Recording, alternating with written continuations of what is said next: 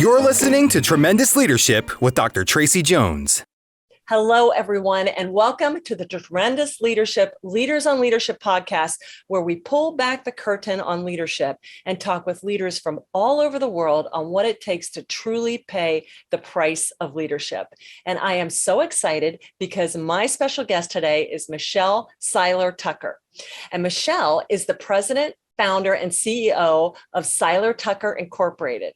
She holds the M&AMI, which stands for Mergers and Acquisitions Master Intermediary title, as well as the Certified Mergers and Acquisitions Professional, CM&AP, and the Certified Senior Business Analyst, CSBA. Michelle also runs many other businesses in several different industries.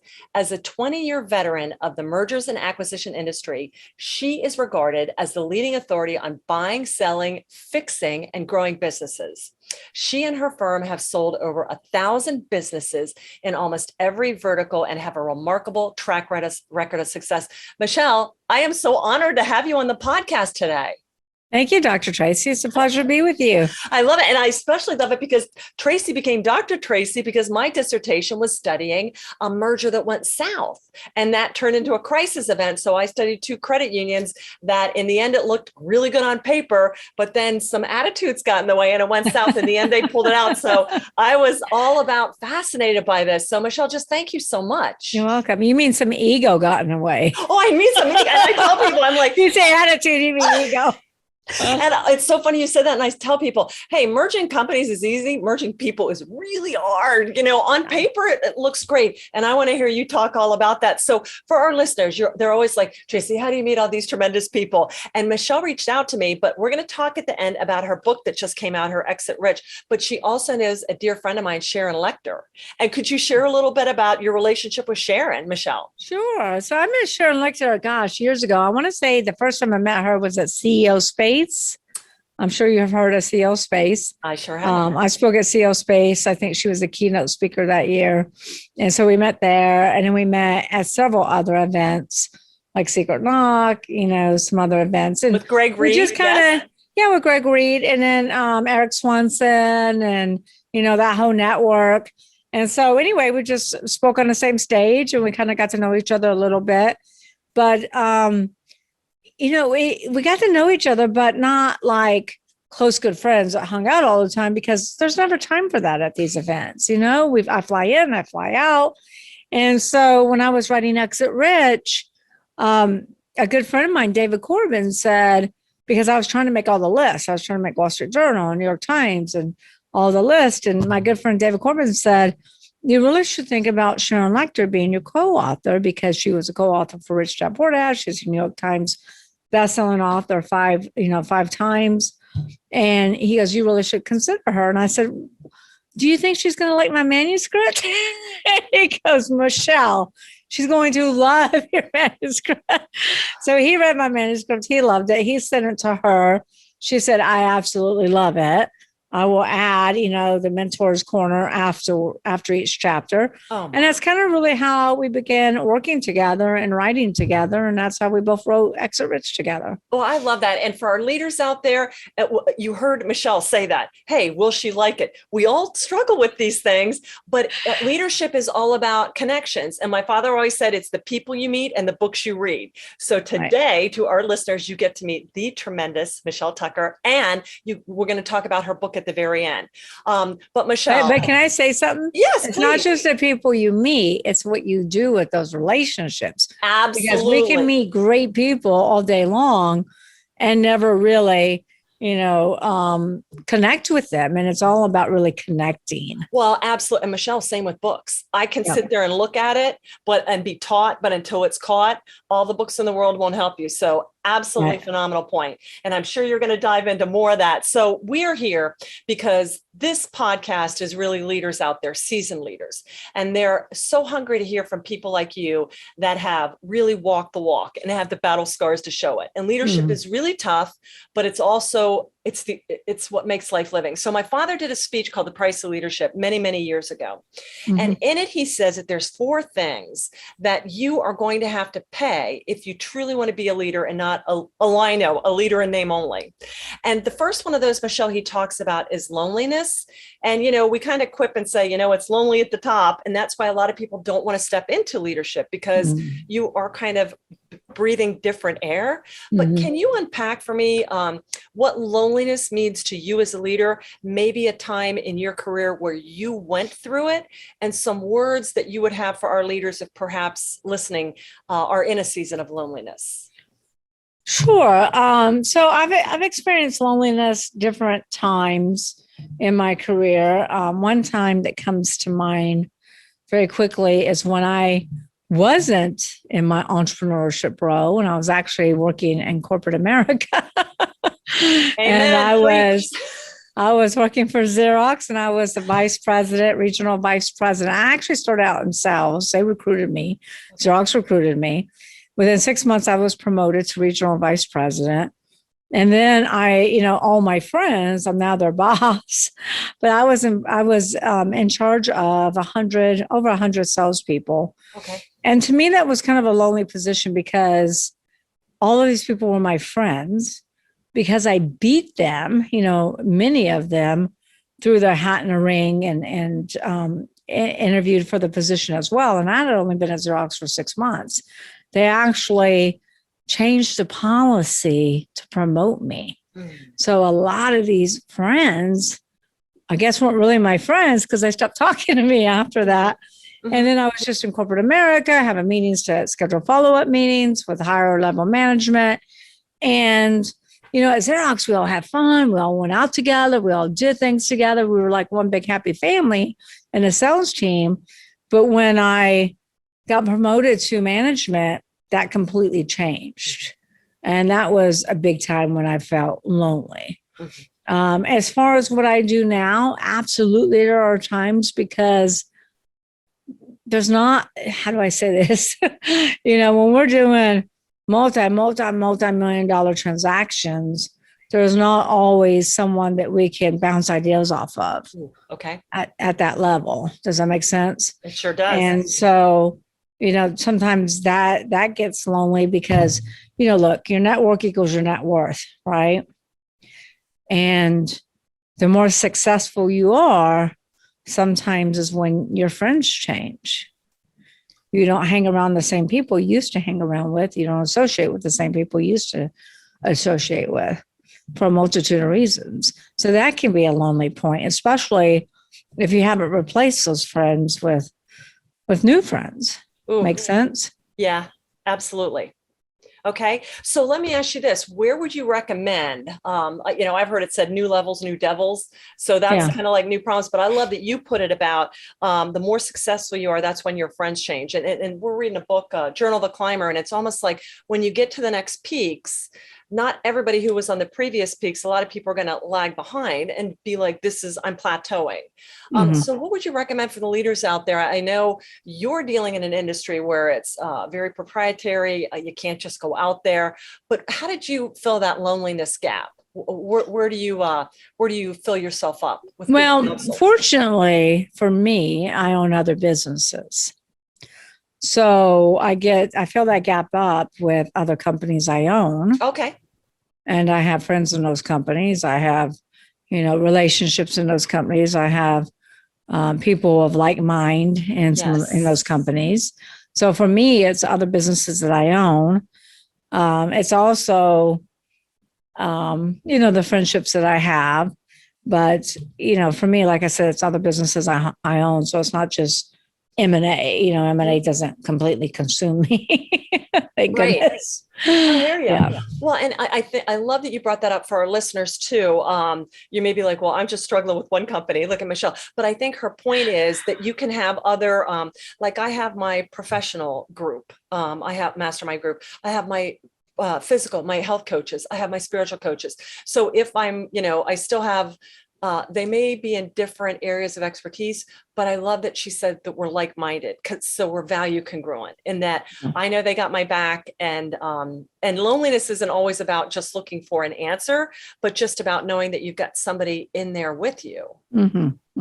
So, and there's lots of ways to fill that void. There's other things you can try. Like for the very first time, I think about a month ago, I told my daughter, I have a 10-year-old daughter, I'm like, you know what? We're going to play tennis.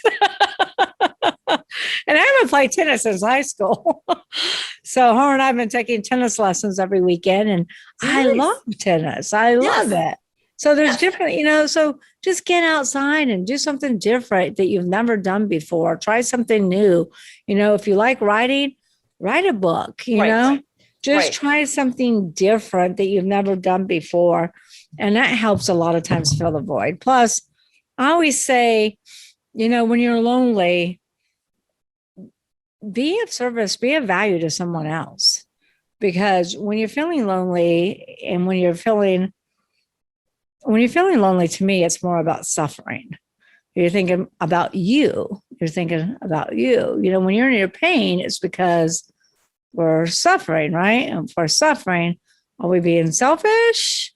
And sometimes it really helps to reach out and be of value to someone else. Absolutely. Wow.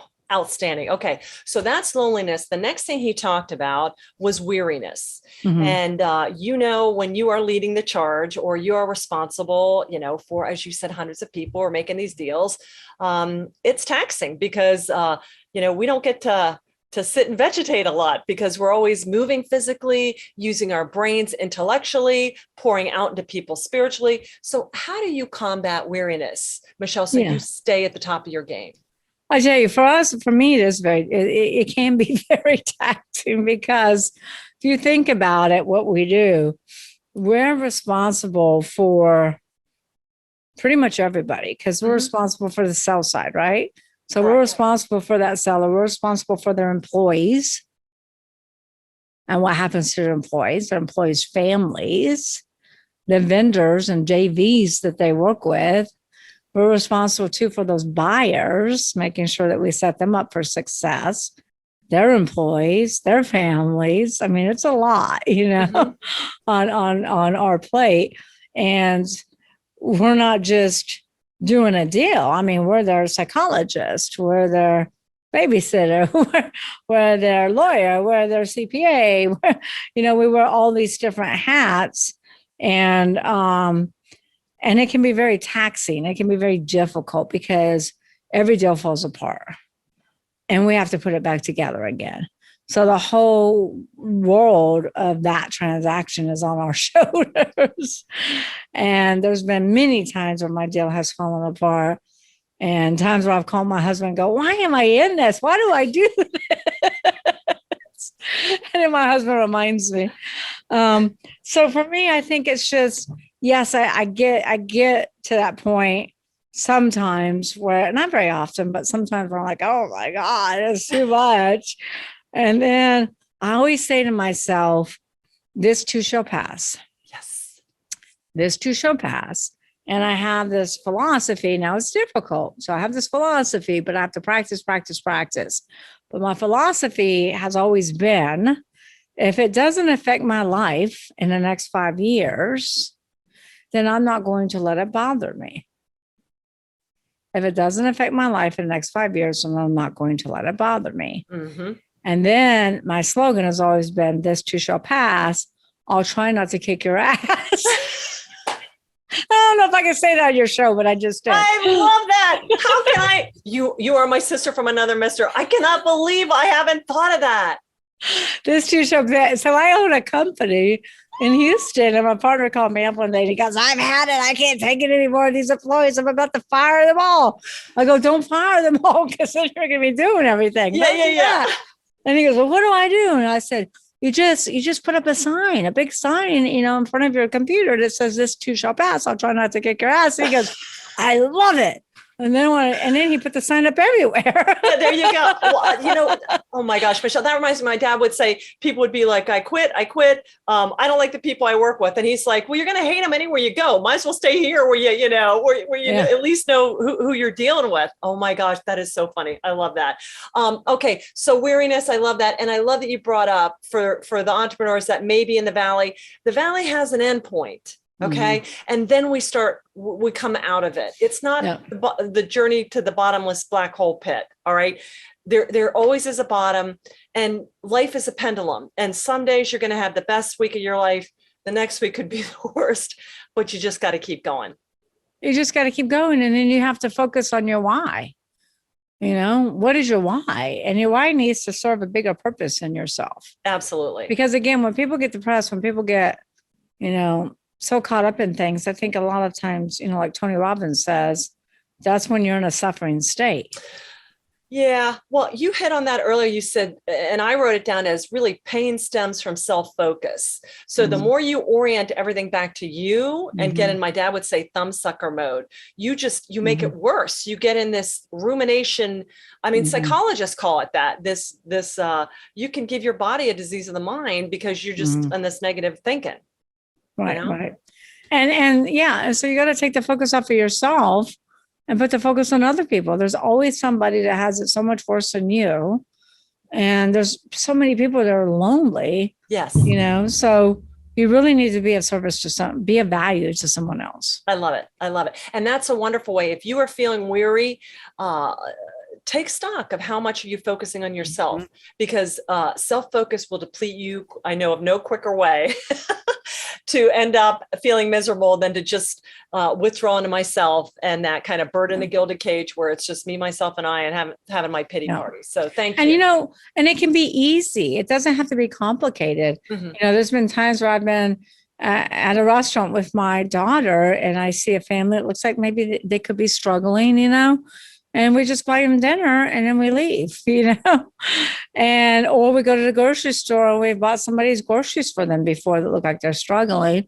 And so my daughter gets to see that. Yes. She gets to see giving back, and it makes you feel so much better. Yes. When you do something for someone else versus always thinking about yourself. Right. And that's how we get refreshed. I love That's it. Right. Okay. And it can be so simple, like at a restaurant, Right. Buy somebody an ice cream.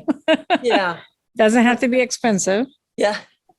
Okay, Michelle, loneliness, weariness. The next topic my dad addressed was abandonment.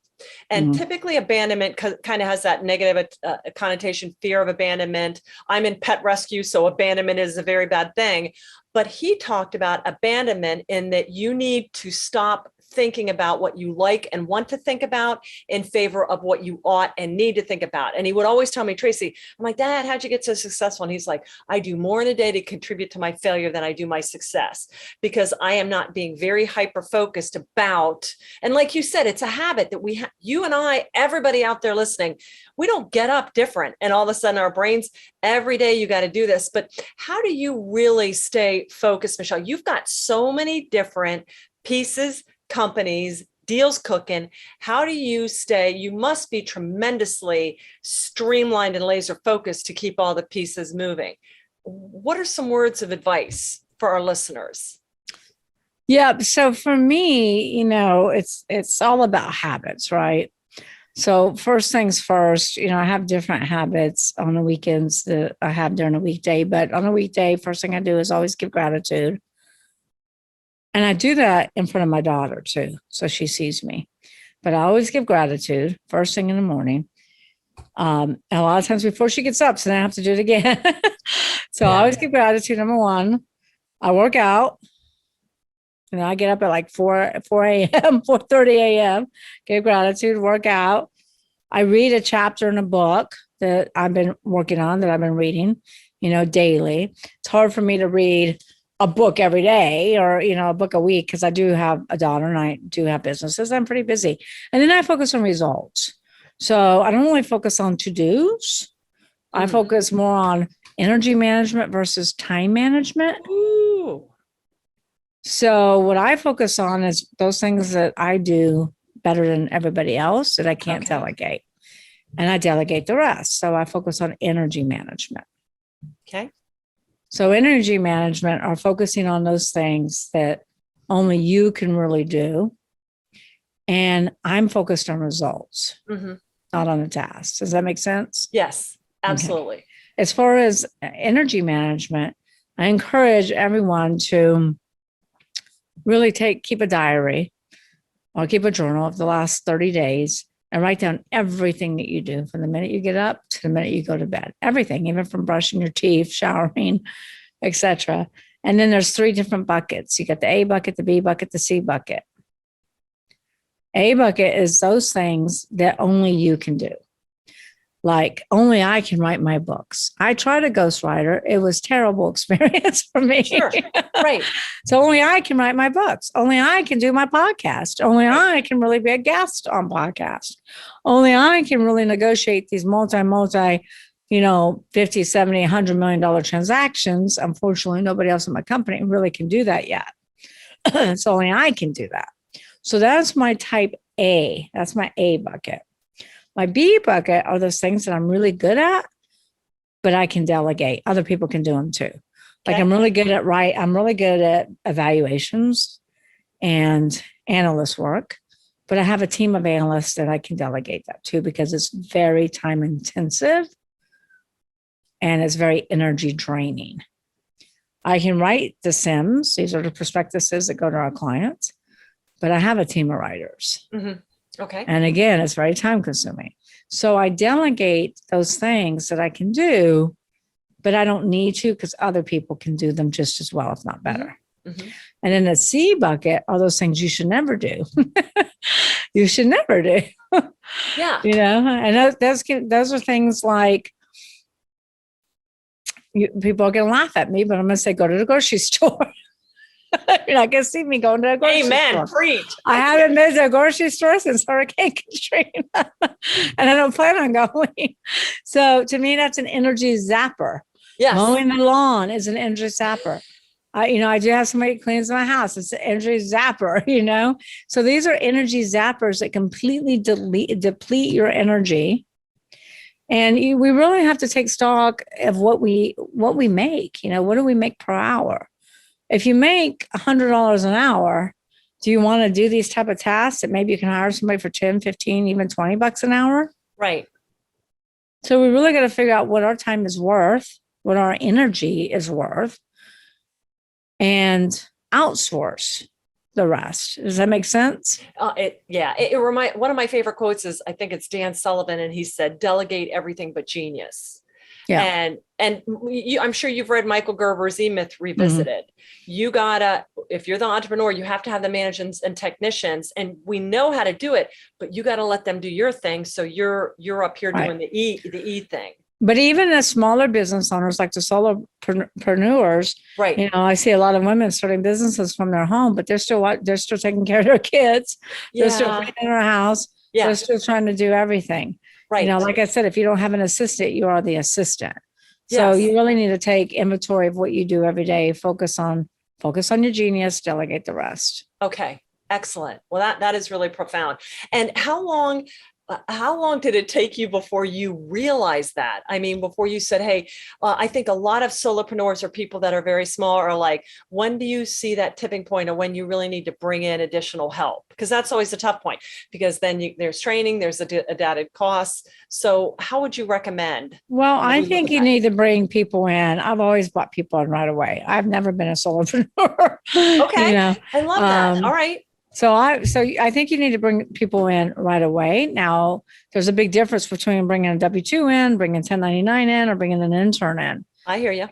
So if you're a solopreneur, you might not start out with a W-2. You might start out with a 1099, and then you might start out with an intern. Okay. Everybody forgets that there's all these colleges. Right. I'm like sitting in between 5 of them, and we have wait lists for interns, for analyst positions, marketing positions. You need to go to your local college. You need to form a relationship with them. You need to get on the bulletin boards. You need to advertise, in these communities and really get some interns. I've been telling my company that in Houston for quite a while, that you really need to work through and try to get interns, and then also 1099s. And if they're good, then you convert them. Right. Absolutely. But you got to start somewhere. And as a solopreneur, that's where you start. You start right away, because you're never going to grow. It's like the 6 P's in Exit Rich. The first P is people. You don't build a business, you build people, and people build a business. So even as a solopreneur, you're never really going to grow your business unless you get somebody in there helping you. Mm-hmm. Mm-hmm. Outstanding. Well, thank you for that. And you know what? I just had a brilliant intern this past summer, and she came on as 1099. So for the folks out there, you just from my alma mater too. And before I never would have thought of that. So that fell in my lap, but I got to echo that was, you need to vet people and see their skill set. Yeah. And I never hire anyone anyway without having a work week where they come in and Yeah. work for a week to make Right. sure they're a good fit. But yeah, so internship is great. We have an internship program where they go from an internship, a paid internship program to a higher permanent position if it's a good fit. Mhm. So Okay. internships are great.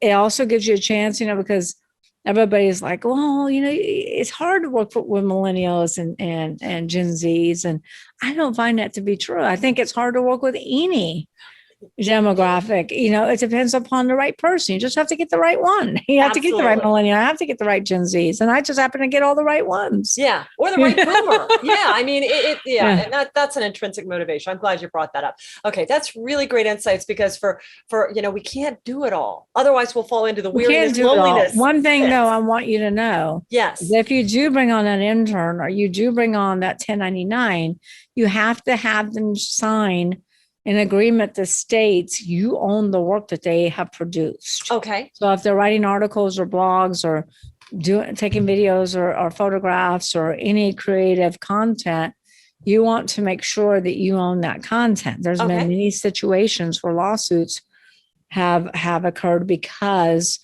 the 1099 sued the employer saying, oh no, I own that content, because they're trying to get paid off of it. Right. So you got to make Because sure they were in as kind of an upfront- independent. Yeah. Right. So up Great. front, make sure they sign that disclaimer. Okay, outstanding. All right. So lastly, Michelle, vision. And my father always said, vision is really just seeing what needs to be done, which a lot of people will tell you that. But then he says, but then it's also just doing it. Because so many people will be big talkers, it's like, I remember those guys talking about the law of attraction. There is no law of attraction without action. The end part of attraction, you know what I'm saying? So can you share with us vision, how you continue to hone your vision?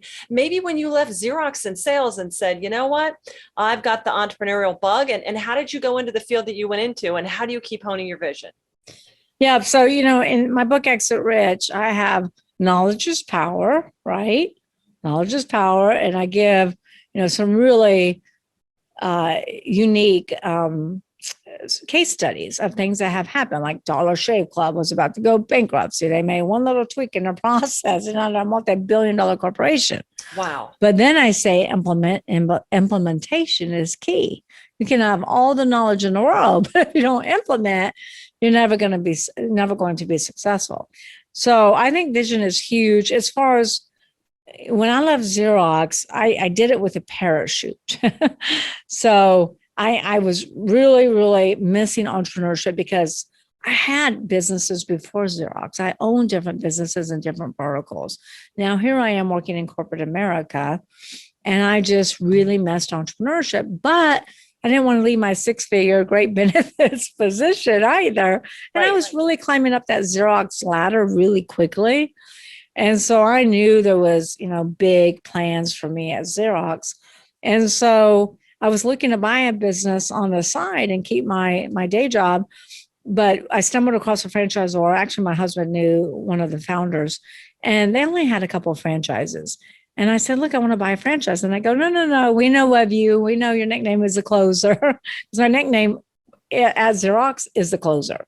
And they said, we want you to partner with us, help put us on the map, and we'll give you a franchise.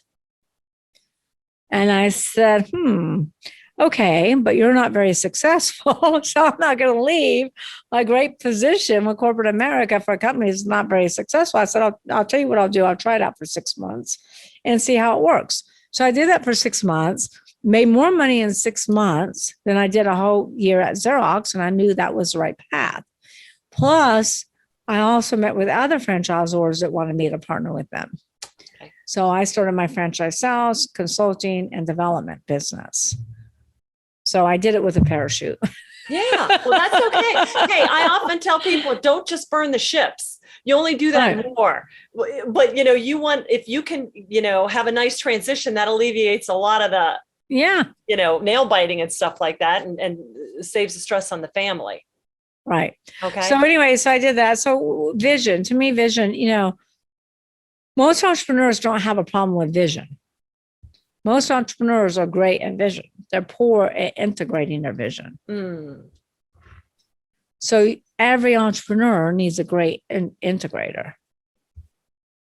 And rather that's the traction system, if you believe in traction, or whatever system you study and you believe in, every great entrepreneur needs a great integrator. Mm-hmm. Okay. Excellent. Because entrepreneurs are not always the best. Right. At integrating and all, the devil's in the details. Right. Entrepreneurs are like, this is my vision. This is my vision. Make it happen. So we need somebody to help us make it happen. Does that make sense? How'd you find your integrators? How many integrators do you have? Do you have one per business? Do you have no? Business I wish. Yeah, I wish. Good. I was just on the phone with an integrator the other day. Good integrators are hard to find. Yes. They really are hard to find. And no, I don't have an integrator everywhere. I have COOs, Chief Operating Officers. Correct. We are looking at hiring an integrator for a couple of our companies. So we're interviewing different ones right now. But, it's like anything else. You got to make sure you do your due diligence, get references, etc., because you want to make sure you get the right one. And okay. So can you unpack that in my previous careers, I was an operations girl. I love operations, but when you say integrator, what does that, I mean, I always tell people I'm looking for a hybrid project manager that can do all the ops stuff, but look for and pull the finances, everything together. What do you define as an integrator? So, have you read Traction? Yes, I have.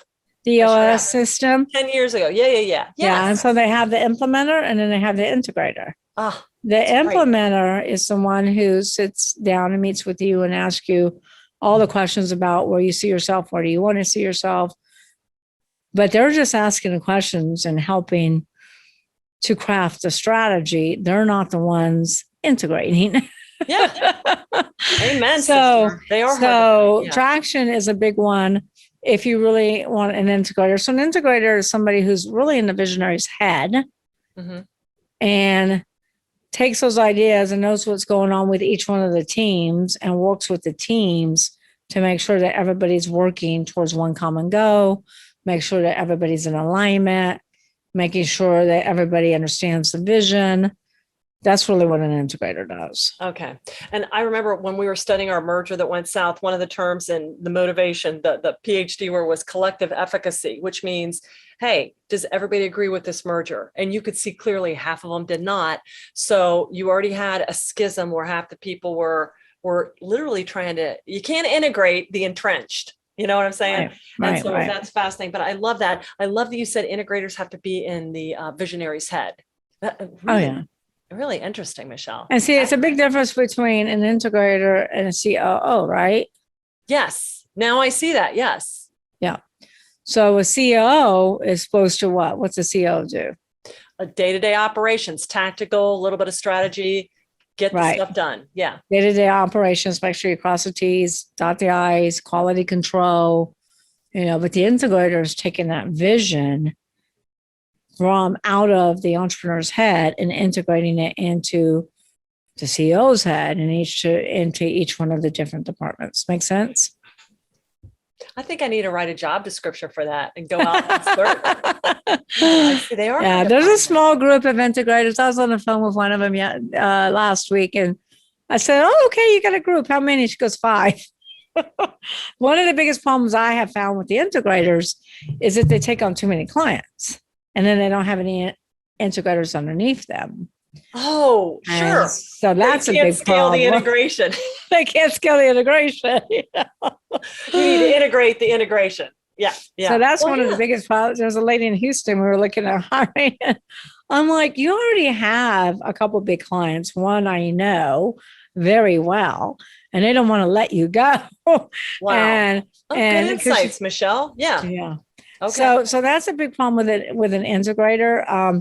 Sometimes you could take somebody like yourself who's been in project management and really teach them, certify them to be an integrator. Because this lady in Houston, she didn't just come from EOS. She was an operations manager. She was a CFO. She's got lots of different skill sets, but she's been trained by the EOS system. Okay. Well, coming back and running dad's company, I'm an engineer by trade. I was in the military. I'm a systems processing girl. I'm a total left brainer. And then I get into the creative space where it's a legacy business. And I'm like, I have to flip over and become that side. So very interesting. Yeah. Wow. You don't have to flip over. You're not flipping over. You're just I know what you're saying. You just become ambidextrous and use both right brain, left brain. Yeah, absolutely. Who knew? Well, I know that existed. That was always exciting. Yeah. So ambidextrous. Look, I do this with my daughter. I tell her, brush your teeth with your left hand. Throw a ball with your left hand. I want to see you color with your left hand. Because I want to teach, we all have, look, we use a very small portion of our brain, right? Correct. We all have the capability of using so much more of our brain than we do on a daily basis. One of the biggest things is teaching yourself how to be ambidextrous. Crazy. I love it, Michelle. And just get out of the pattern and start using your left hand more. Right. I love it. I'm going to try it out. Excellent. Okay. So Michelle, we covered loneliness, weariness, abandonment, and vision. And boy, you gave us quite a few great sound bites, thoughts, really insights on leadership. Is there anything else you would like to share with our listeners that maybe we haven't touched on so far? I think the biggest thing is back to loneliness. I think, a lot of people entering entrepreneurship, because I've heard this from other entrepreneurs, are like, oh, Michelle, it's so lonely. I don't know who to call when I'm making a mistake. Yeah. And it can feel lonely, but here's the bottom line. There's so many entrepreneurs. I mean, there's 30.2 million businesses in the United States. And the majority of them are small businesses employing over half the U.S. workforce. So there's a lot of entrepreneurs all around us. Yep. There's masterminds, there's networking groups, there's women's association, your network equals your net worth. So you don't have to be lonely. The biggest thing I would say to entrepreneurs is don't do it alone. That's the biggest mistake the business owners make and entrepreneurs make. Don't do it alone. Find yourself a mentor, somebody that's been down the path you want to travel. They will shorten, but not just any mentor. You can't just be any mentor. Sometimes people go to these speaking events and, there's good people that speak and there's not so good people that speak. There's ethical people that speak and not so ethical people that speak. So just don't go to an event and hire somebody as your mentor. Don't do it that way. Seek them out, and look for somebody in your industry, or it doesn't necessarily have to be in your industry, but somebody who's been highly, highly successful and has traveled down the path you want to travel, because that will shorten your learning curve dramatically. Mm-hmm. That will shorten your path to success dramatically. And I always say, this is my quote, I always say, it's hard to read the label from the inside of a bottle. You need an outsider's perspective to read the warning signs and keep you out of the danger zone. Okay. And what got you, I'm going to quote a book, what got you here won't get you there. Mm-hmm. So as you grow yourself and your business, and by the way, you will never grow a business beyond what you can grow as an owner. Mm-hmm. Mm-hmm. I tell my partners that I'm never going to grow your business beyond what I can grow you. And so if you want to grow your business, you have to grow as an individual. Yes. Yeah. Profound. Okay. Yes. Okay. Now, Michelle, talk to me. How do people get in touch with you? How do they connect with you? And I want to talk about your book that just came out too, Exit Rich. Sure. So they can go to seilertucker.com. That's seilertucker.com. They can connect with me on social media. It's Michelle Seiler Tucker on Instagram, LinkedIn. Connect with me, Michelle Seiler Tucker. I think those are my handles. Michelle Seiler Tucker on Facebook, Twitter, and I'm sure you'll put them all in the show notes. We sure will. So Seiler Tucker, and then my book Exit Rich, which is an Inc. original, Wall Street Journal bestseller, USA Today bestseller. Had the numbers to make New York Times. I don't know what happened.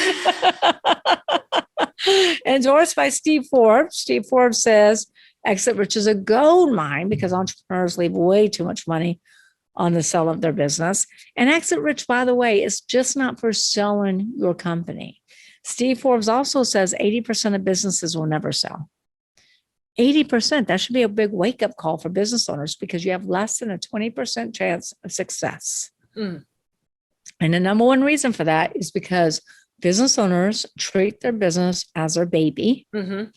not as a valuable asset that it is. Mm-hmm. And they don't build their business for somebody. They don't build a business that somebody actually wants to buy, because most entrepreneurs have done what?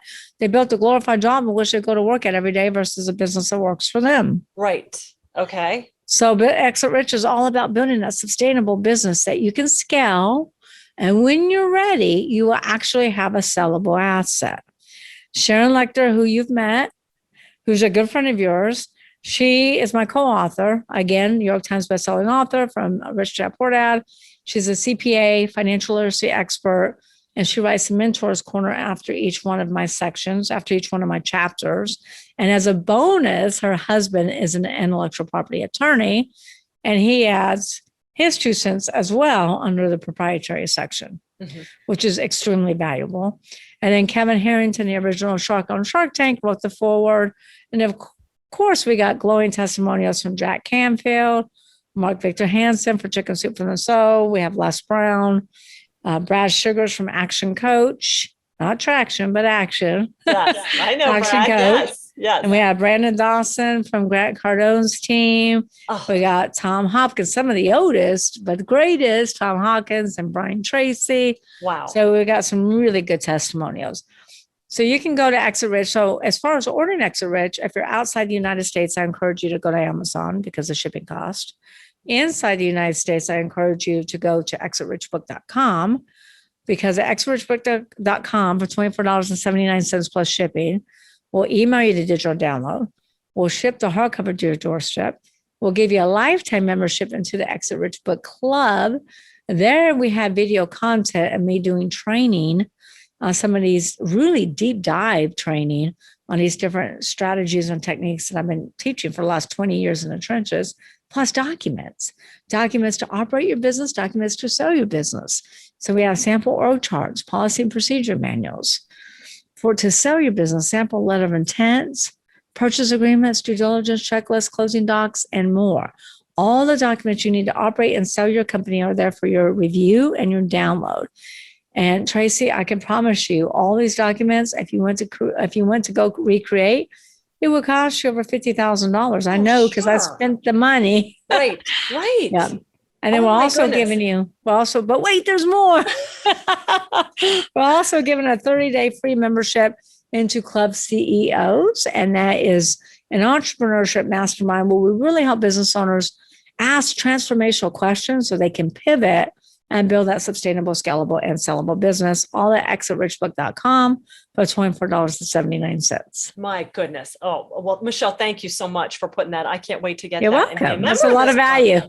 A lot of value indeed. All right. Well, Michelle, to our listeners out there, I know that you were just scribbling down and thanking God that there is a transcription of all these tremendous thoughts and that you can listen to this again. But Michelle, I just want to thank you so much. Your wisdom, your expertise, a woman of your caliber, spending time with us. And I know you're humble, but I mean, I'm just in awe of the truth you dispense. So thank you so much. Thank you for having me. It's a pleasure being with you. Thank you. Absolutely. And I so enjoyed the conversation. I'm so thankful you're in our tremendous tribe. And for our listeners out there, thank you. If you like this podcast, you get on there and you hit the subscribe button. Please do us the honor of a 5-star rating and please share and leave us a comment. We answer all our comments. And for our leaders out there, thank you so much for being a part of our tremendous tribe and paying the price of leadership. You can go over to tremendousleadership.com and at the bottom of the notes on the transcription, you can download your free copy of The Price of Leadership. So you can see how you can pay the price of leadership as well, just like Michelle and all of our other guests did. So without further ado, thank you so much, everyone. Thank you again, Michelle, and have a tremendous rest of the day. Thank you for listening to Tremendous Leadership with Dr. Tracey Jones. Find out more about Dr. Jones at www.tremendousleadership.com. If you've been ignited by something you heard in this episode, let us know by leaving a review for Tremendous Leadership wherever you listen to podcasts, or by sending us a message through www.tremendousleadership.com.